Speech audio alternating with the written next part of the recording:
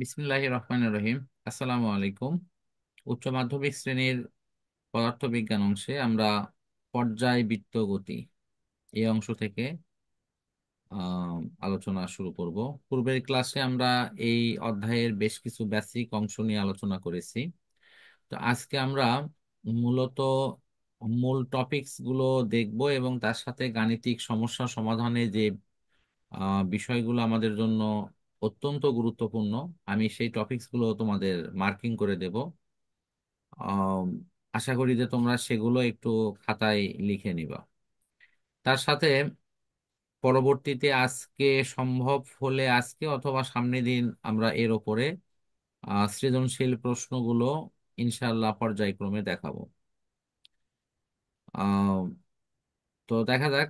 আমাদের পরীক্ষা যেহেতু খুব নিকটে চলে আসছে বলে মনে হচ্ছে, তোমাদের টেস্ট পরীক্ষা এবং ফর্ম ফিল আপ উভয়েরই অলরেডি নোটিশ চলে আসছে। তো সেক্ষেত্রে আমাদের পড়াগুলো, যেখানে যে অধ্যায়ী গ্যাপ আছে সেগুলোকে আমরা প্রস্তুতিমূলকের অংশ হিসেবেই যত দ্রুত সম্ভব আগায় নিতে হবে। তো ফার্স্ট হলো আমাদের এই পর্যায়বৃত্ত গতি। পর্যায়বৃত্ত গতিতে আমাদের নৈর্ব্যক্তিক প্রশ্ন মূলত আসে, অনেক সময় সংজ্ঞামূলকও আসে। সেখানে উদাহরণ দেওয়া থাকে নিচের কোনগুলো পর্যায়বৃত্ত গতি বা পর্যায়বৃত্ত নয়। তো পর্যায়বৃত্ত গতি হওয়ার জন্য দুইটি শর্ত ফিল আপ করতে হয়। একটি হলো একই দিক থেকে আসবে, আরেকটি হলো একটা নির্দিষ্ট সময় পর পর। তো আমরা এই পর্যায়বৃত্ত গতিটাকে এরকম বৃত্তাকার গতি এবং অথবা সরল রৈখিক গতি দুইটাই পাই। সরল রৈখিক এবং বৃত্তাকার, এই দুই আকারেই কিন্তু আমরা এটা পাই। আহ সরল রৈখিকের ক্ষেত্রে আমরা যদি কোনো একটা বিন্দু হিসেবে চিন্তা করি, যে বিন্দু তোমার এ বিন্দু থেকে যাত্রা করে এটা যথারীতি বি বিন্দুতে গেল,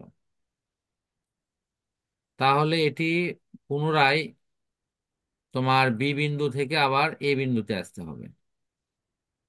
অর্থাৎ এটা শুধুমাত্র এ থেকে বি গেলে হবে না, আবার বি থেকে এতেও আসতে হবে। সরল রেখা বরাবর হলো এরকম যাওয়া এবং আসা মিলে পূর্ণ পর্যায়টা হবে।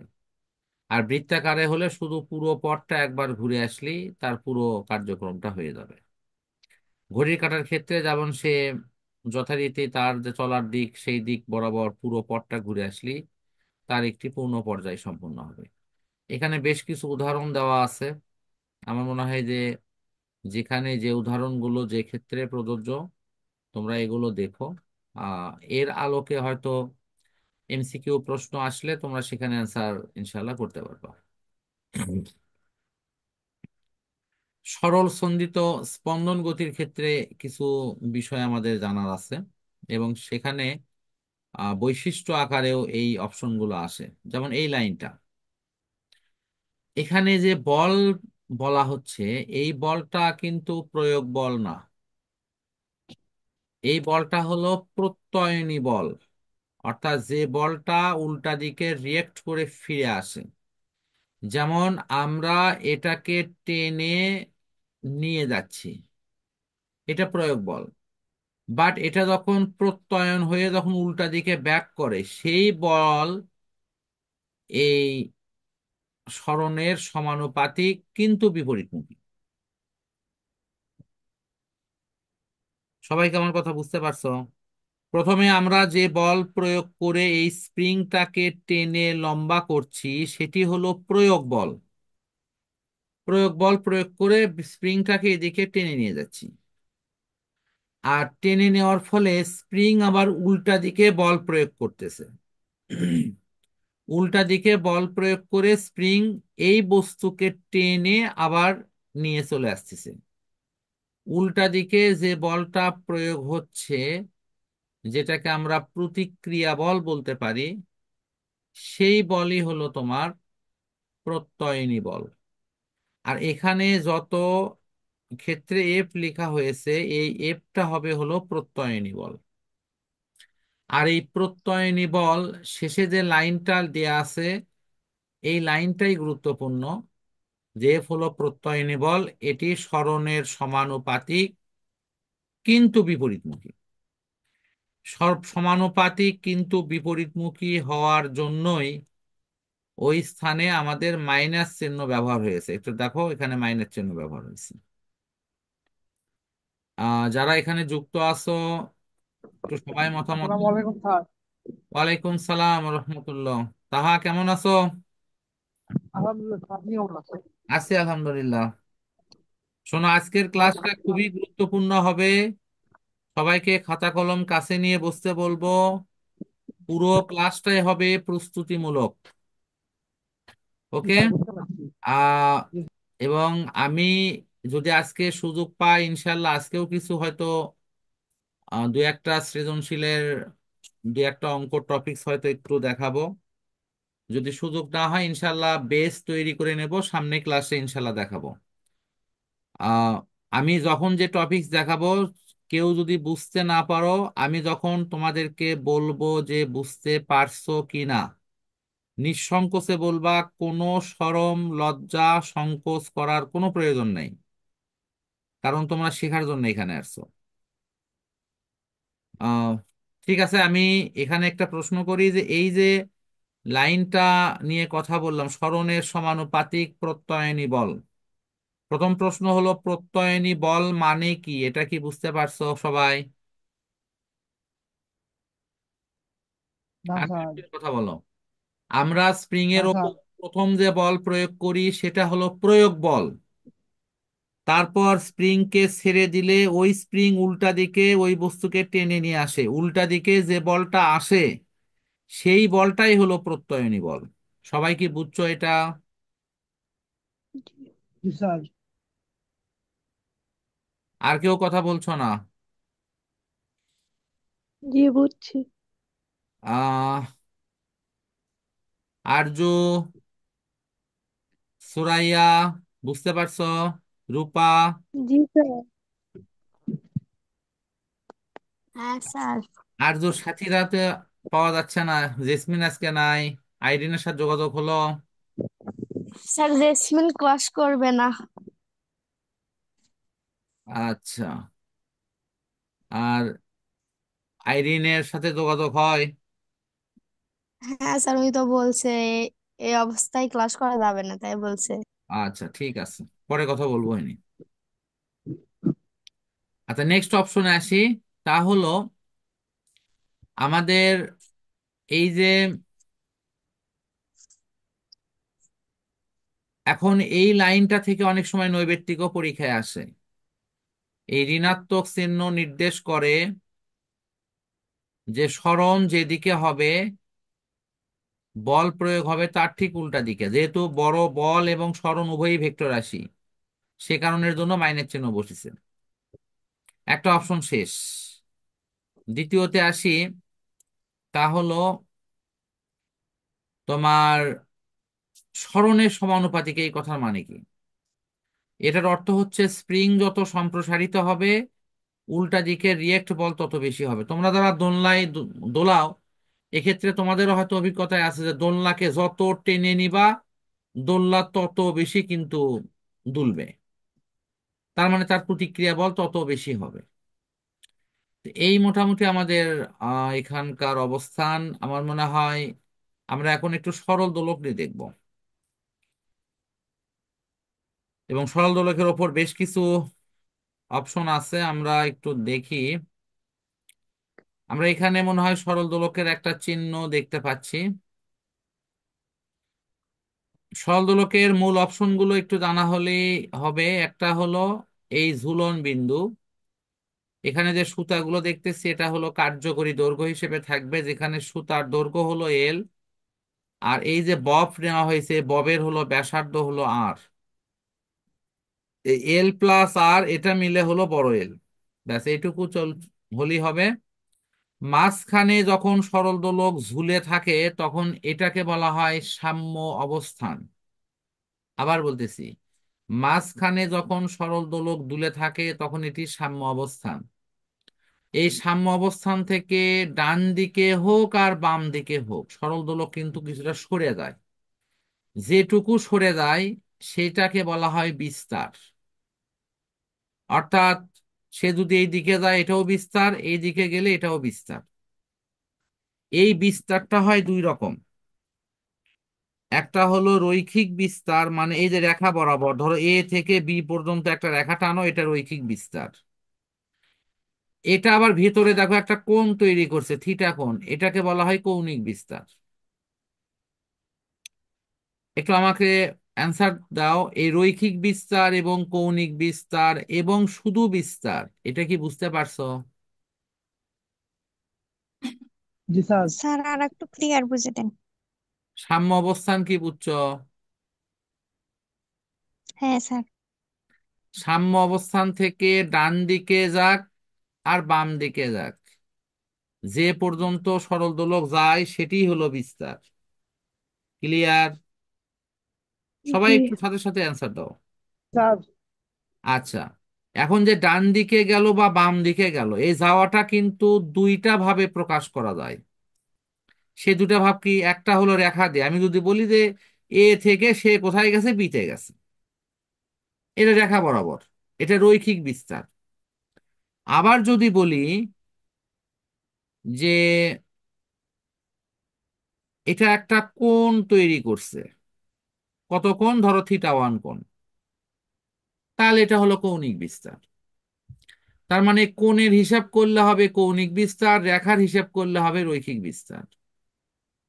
কারো বুঝতে সমস্যা হলো? না স্যার। না স্যার। না স্যার। দেখো তো এই লাইনটা আছে কি এখানে? লক্ষ্য করো, আমি তো হ্যাঁ টান দিয়ে স্যার। দিয়েছি। সুরাইয়া কি জি। বুঝতে পারছ? জি স্যার। ডাইনে বামে এটা রৈখিক বিস্তার, দেখো তো আমার কথার সাথে মিলছে। জি আচ্ছা, বিস্তার পর্যন্ত জানলেই হবে। আর অন্যান্য অপশন গুলো তোমাদের জানা আছে। কেন জানা আছে? তোমরা যেহেতু শব্দ তরঙ্গ অধ্যায় পড়েছো 9-10-এ, এই জন্য কিছু কিছু অপশন তোমাদের জানা আছে। যেমন আছে কি, কম্পাঙ্ক, এটা যতবার পূর্ণ দোলন সম্পূর্ণ করে, দোলনকাল বা পর্যায়কাল, পূর্ণ দোলন যত সময়ে সম্পূর্ণ করে, আমাদের এগুলো নিয়ে খুব বিস্তারিত জানার প্রয়োজন নাই। যে বিষয়গুলো খুব জরুরি দরকার আমি ওইগুলোই দেখাই দিচ্ছি। তাহলে দোলন কাল নিয়ে আমাকে একটু বলতে হবে, কারণ এটা আমাদের অঙ্ক করার সময় লাগবে। মনে করো আমি মনে মনে যাত্রা শুরু করতেছি এই বিন্দু থেকে, এটা ধরো বি বিন্দু, মাঝখানে হলো সি বিন্দু, যদিও এখানে কিন্তু এই বিন্দু লেখা আছে, আমি এটাকে আপাতত বাদ দিচ্ছি। এখন আমার এই এই যে গোল যেটা আছে, এটাকে এখানকার ভাষায় বলা হয় বব। আশা করি এখানে যে ভাষা আছে আমাদের ওই ভাষায় পড়তে হবে। এই বব মানে হলো এমন একটা বস্তু যা শুধুমাত্র এই সুতার সাহায্যে ঝুলে দিলে এটি আহ একটা নির্দিষ্ট বিন্দু বরাবর যাওয়া আসা করে। এটুকু পর্যন্তই আপাতত জানো, খুবই হালকা বস্তু এটা। এখন এই বস্তুটা এ বিন্দু থেকে কোথায় গেল? বি বিন্দুতে গেল। আবার বি বিন্দু থেকে সেটা এ বিন্দুতে আসবে। এখানে যদি আমরা বলি দোলন কাল, আমরা যদি বলি পূর্ণ দোলন, অথবা যদি বলি পর্যায়কাল, এগুলো একই জিনিস। এই দোলন কাল, পর্যায়কাল সবই একই জিনিস, এটাকে টি দ্বারা প্রকাশ করা হয়। তাহলে এই দুলন বা এই পর্যায়কাল এটা আসলে কি দিয়ে মাপবো? কণাটা এ থেকে বিতে যাবে, আবার উল্টা থেকে উল্টা দিকে বি থেকে এতে আসবে। এই যাওয়া এবং আসা, এই দুয়ে মিলে হলো এই দোলনকাল। এই দুয়ে মিলে হলো পূর্ণ কম্পন বা পূর্ণ স্পন্দন। এতে লেখা আছে যে পথে যায় ওই পথে আবার ফিরে আসে। কথা বুঝতে পারছো কি? এবং যাওয়া এবং আসা। আশা করি দোলন কাললে কারো কোনো সমস্যা আছে কি? আমাদের কিন্তু না একটা ভুল না ধারণা আছে যে এ থেকে, সাপোজ এটা এটা হয়তো এ বিন্দু, এখান থেকে বি বিন্দুতে গেল, এই যাওয়াটা হলো দোলন না, যাওয়া এবং আসা এই দুটো মিলে হলো দোলন, আর সেই সময়টার নাম হলো দোলনকাল। আচ্ছা, এখানে আমি একটা ধারণা ক্লিয়ার করে দেই, এটা আমাদের অঙ্ক করার সময় লাগবে। এটার নাম হলো সেকেন্ড দোলক। অধিকাংশ স্টুডেন্টই সেকেন্ড দোলক এটা যারা খুব ভালো বোঝে না অথবা তথাকথিত মুখস্থের স্টুডেন্ট, এরা এই ভুলটা সবচেয়ে বেশি করে। সেকেন্ড দোলক নাম দেখলেই কয় তাহলে তো দোলনকাল 1 সেকেন্ড। না, সেকেন্ড দোলকের দোলনকাল কত এটা লিখে অনেক সময় নৈবেত্তিকও করা হয়। যারা কিছুই বোঝে না তারা মনে করে সেকেন্ড দোলক মানে তো 1 সেকেন্ড, তাহলে ওই সেকেন্ড ধরে মেরে দেয়। যা হোক, আমার মনে হয় যে এই বিষয়টা, এই যে সেকেন্ড দোলকের যে ঘটনাটা এখানে দেয়া আছে, এটা হলো এ থেকে বি তে যেতে সময় লাগে 1 সেকেন্ড। কিন্তু শুধু কি এ থেকে বি তে গেলে হবে, না বি থেকে আবার এ তো আসা লাগবে? বলো তো। বি থেকে তো অসংখ্য স্যার। তাহলে যাইতে যদি 1 সেকেন্ড লাগে, আবার ফিরে আসতে কয় সেকেন্ড লাগবে? 1 সেকেন্ড। তাহলে সব মিলিয়ে কয় সেকেন্ড হলো? 2 সেকেন্ড। 2 সেকেন্ড। সবার কাছে ক্লিয়ার? জি স্যার। আচ্ছা, ঠিক আছে, তাহলে আমাদের মনে হয় এই দুইটা জিনিস ক্লিয়ার, 1+1 সেখান থেকে যা আসবে তাই। আমরা পরবর্তী অপশনে আসি। তার মানে সেকেন্ড দোলকের দোলন কাল টি সমান তাহলে কয় সেকেন্ড হয় বলো তো? 2। 2 সেকেন্ড। যদি বলা হয় অর্ধেক দোলন কাল কয় সেকেন্ড? 1 সেকেন্ড। এক। কি কারো বুঝতে কষ্ট হচ্ছে কি, যে স্যার খুব কথার মধ্যে প্যাঁচ লাগিচ্ছে? কারো যদি প্যাঁচ লাগে থাকে তাই বলো যে স্যার একটু প্যাঁচ লাগতেছে। পুরো দোলন না কাল হলো স্যার। 2 সেকেন্ড, তাহলে অর্ধেক দোলন কাল হবে 1 সেকেন্ড। 1 সেকেন্ড। এক তাহলে সেকেন্ড তোমাদের সেকেন্ড দোলক থেকে যদি নৈবেত্তিক হয়, আর তুমি যদি অটো মুখস্থ করে যাও যে স্যার তো বলছে সেকেন্ড দোলকের দোলনকাল 2 সেকেন্ড, কিন্তু ওখানে আনা তোমাকে বোকা বানাবে এই রকম, এই যে সরিও কথাটা লাগায় যে অর্ধ দোলনকাল। কথা বুঝতে পারছো কি? এই অর্ধ দোলনকাল লেখা আছে, অর্ধ কথাটা আর চোখে পড়েনি। সেকেন্ড দোলক দেখছো, 2 সেকেন্ড মেরে দিছো, বাসায় এসে বলছো স্যার আমি সেই পরীক্ষা দিছি। তো যারা খাতা দেখবে তারাও সেইভাবে কেটে দিবে নাকি? তা কাজেই আমরা আমাদের সব সময় চোখ কান খোলা রাখতে হবে যে আসলে প্রশ্ন আসছে কি আর আমি আনসার দিচ্ছি কি, এ ব্যাপারে আমাদের খেয়াল করতে হবে। ওকে, আমরা এখন, হ্যাঁ, এই জিনিসগুলো তোমরা অবশ্যই পড়বা, এগুলো কিন্তু এমসিকিউ এর জন্য খুবই দরকার হয়। এই যে খুবই গুরুত্বপূর্ণ একটা জিনিস দেওয়া আছে এখানে, কৌণিক কম্পাঙ্ক, স্কেলার রাশি, কৌণিক বেগের মান, আব- এখানে পরিমাণ হলো টোয়াইস পাই, সেখান থেকে আমরা বেগ বের করলে এই সূত্র হয়। আমি একটু দেখে দিই। আমরা জানি যে ভি ইজিক্যাল টু এস ভাগ টি। এখানকার ক্ষেত্রে এসটা হলো টোয়াইস পাই, মানে সে যদি বৃত্তাকারে ঘোরে তার চলার পথ হবে 360 ডিগ্রি, রেডিয়ান কোণে হবে টোয়াইস পাই। আর বৃত্তাকারে যখন ঘোরে তখন তার ওই পর্যায়কালকে টি দিয়ে লেখা হয়, বড় হাতের টি দেয়। এই জন্য দেখো তোমার এই সূত্র লেখা আছে। সবাই কি দেখতে পাচ্ছ? একটু তোমাদের আহ যে কাছে যে ডিভাইস আছে সেগুলোতে একটু বড় করে নাও। আমি বড় করে দিচ্ছি, দাঁড়াও।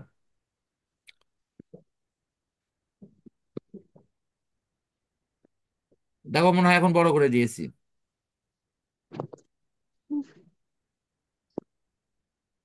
আশা করি সবাই দেখতে পাচ্ছ।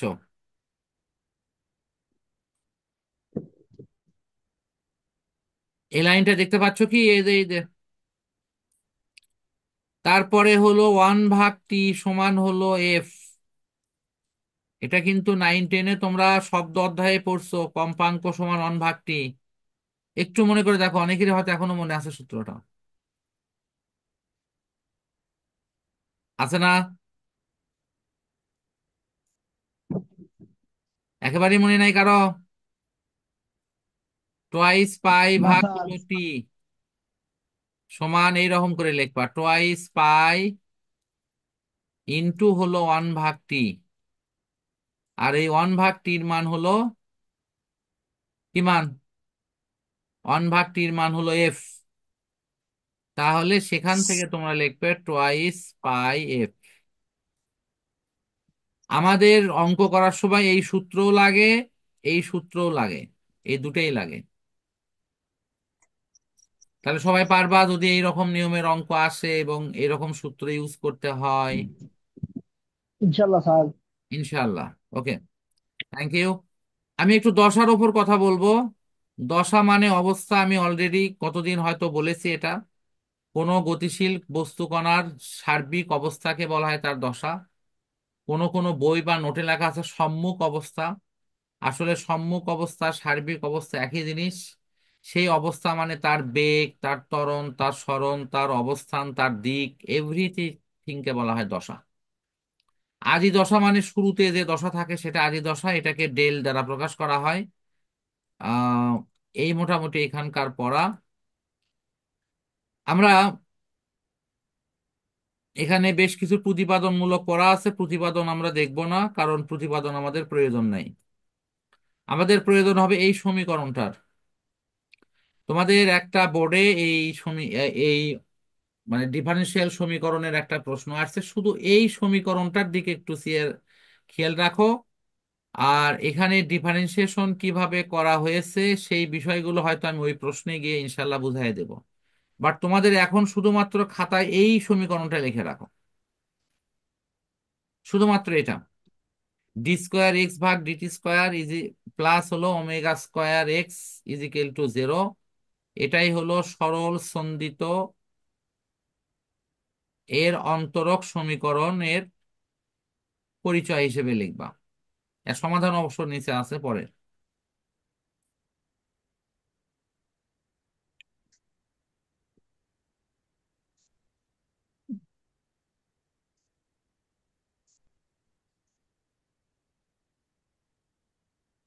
তোমাদের ডিফারেন্সিয়েশন আমি, লিখছি স্যার। হ্যাঁ ডিফারেন্সিয়েশন আমি শিখাই দেব। এখানে টেনশন করার কারণ না, এইগুলো বুঝাই দেব।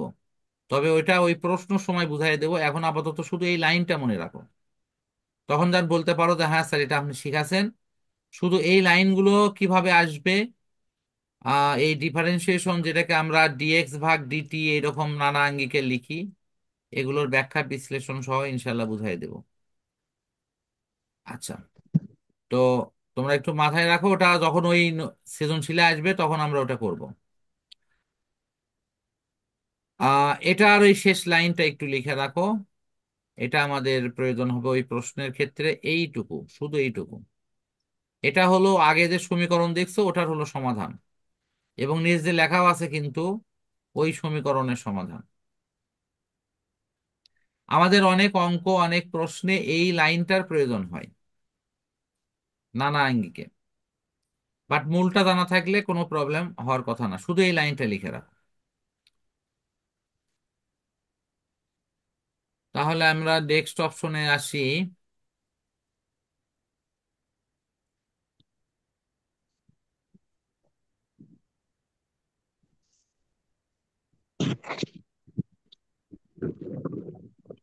এগুলোর আমার দরকার নেই, এগুলো প্রতিপাদন করছে, তো প্রতিপাদন আমার এখানে কোনো প্রয়োজন নেই।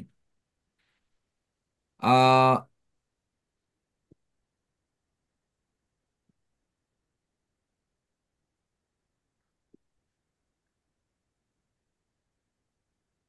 এই সাইন আর কসটা আমার একটু দরকার আছে। সাইন কস কোথায় ব্যবহার হয়, কিভাবে হয়, এটা আমি সরল দোলকের ক্ষেত্রে একটু দেখায় দিই। ধরো এটা একটা সরল দোলক, এটা এই জায়গাতে আছে। তারপর এটা উপরের দিকে যখন উঠছে তখন এখানে আছে। তো আমরা ধরে নিচ্ছি যে এই যে উপরের দিকে যে বি অবস্থানে সরল দোলকটা আছে, সেখান থেকে যখন সে নিচের দিকে নামতেছে একটা বল কাজ করিচ্ছে তার এই দিকে, আর একটা বল কাজ করিচ্ছে খাড়ার নিচের দিকে। এটা ওজন বল, খাড়ার নিচের দিকে কাজ করবে। আর একটা বল কাজ করবে সুতার টান বরাবর এই দিকে। তিনটা বল কাজ করবে। এখন এই নিচের দিকে যে ওজন বল কাজ করিচ্ছে, এই ওজন বলের নাম হলো MG. W is equal to MG. ওজন বলকে W is equal to MG লেখে না? W is equal to MG.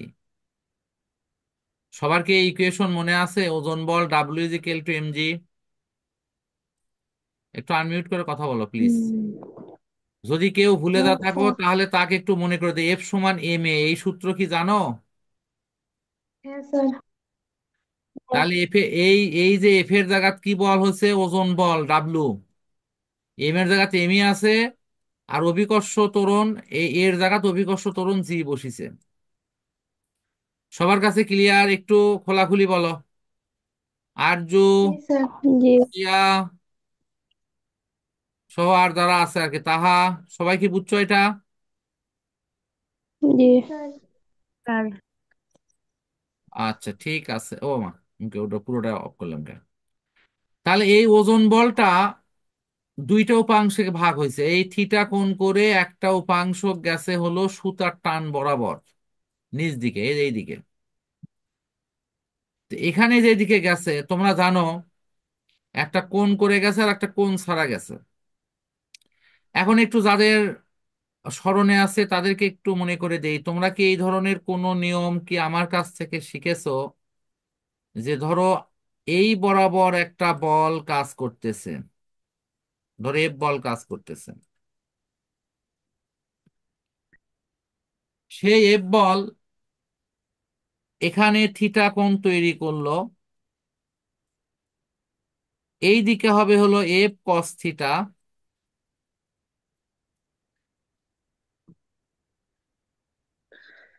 আর এই উপরের দিকে হবে হলো sine theta, F sine theta.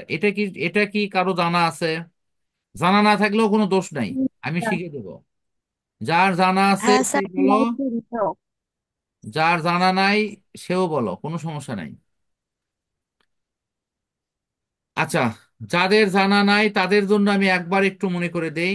আমরা কোনো ত্রিকোণমিতিতে যখন এরকম একটা ছবি আঁকাই, তখন সাধারণত এটা থিটা কোণ ধরা হয়। তার মানে থিটা কোণের বিপরীত বাহুটা হলো লম্ব, এই নিচের বাহুটার নাম কি ভূমি, আর এটার নাম কি অতিভুজ। তাহলে এখন তোমরা খেয়াল করো, থিটা কোণের সাথে যে বাহুটা আছে সেটা হলো ভূমি, আর যে বাহুটা এরকম হেলে আছে বড় বাহু সেটা অতিভুজ, আর এই থিটা কোণের সামনে যে বাহু থাকে সেটা কি লম্ব। এখন যদি এই বাহুটা এই জায়গায় চলে আসে, অর্থাৎ এই লম্বটা এই পাশে চলে আসলো, তখন কি হলো? এটা থিটা কোণের বিপরীতে যে বাহু থাকে সেটা লম্ব হলো না? সবাই কথা বলো। জি স্যার। লম্ব হয়ে গেল কিন্তু। অর্থাৎ ধরো যদি আমি এটা এবি লিখি, এই এবি, এবি লম্বটা প্রতিস্থাপন হয়ে এখানে এই জায়গায় চলে আসলো, অর্থাৎ এটা হলো এ ড্যাশ বি ড্যাশ, যে এবি লম্বটা এই জায়গায় চলে আসছে। তাহলে ওই এবি লম্বও যা এ ড্যাশ বি ড্যাশ লম্বও একই জিনিস। সুরাইয়া কি বুঝতে পারছো? জি স্যার। এটা তোমার জন্য নতুন, কারণ তোমার এই অংশটা জানা নেই। কিন্তু ত্রিকোণমিতিতে তুমি তো এই যে লম্ব, ভূমি, অতিভুজ একটু হলেও জানা আছে। জানা আছে কি? না ত্রিকোণমিতি করনি? জি স্যার। করছি। আচ্ছা ঠিক আছে। আরজু,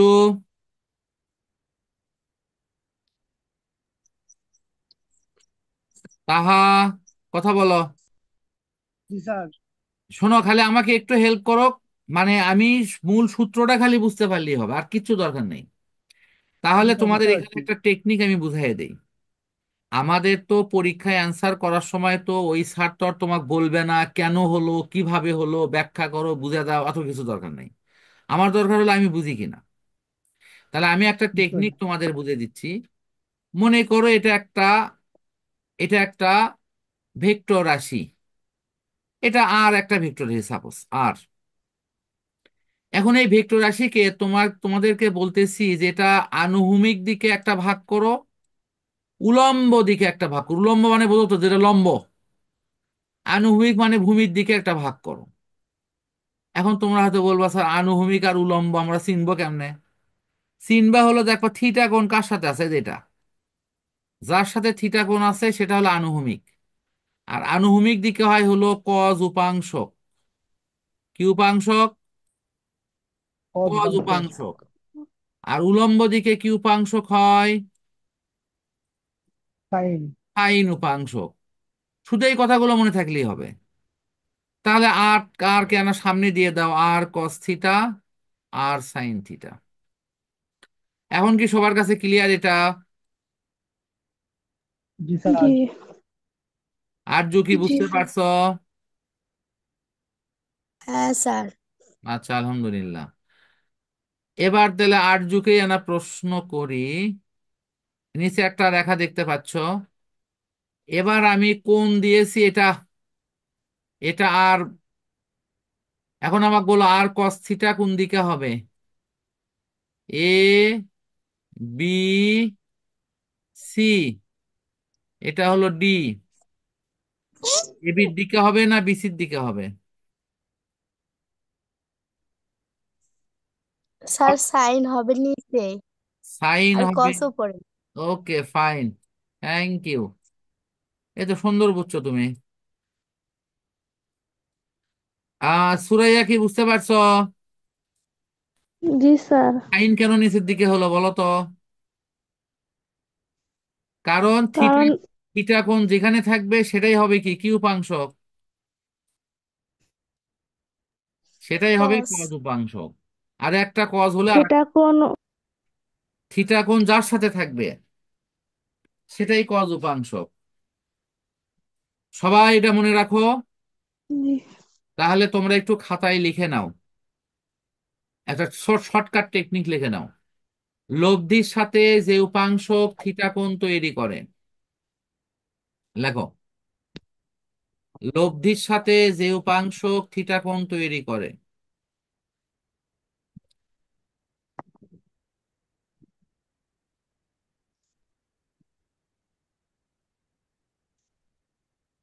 লব্ধির সাথে যে উপাংশ থিটা কোণ তৈরি করে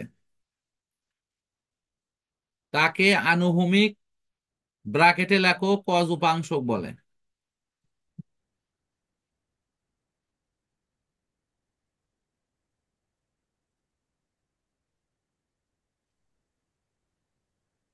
আনুভূমিক আর ব্রাকেটে লেখো কজ উপাংশ বলে। লেখি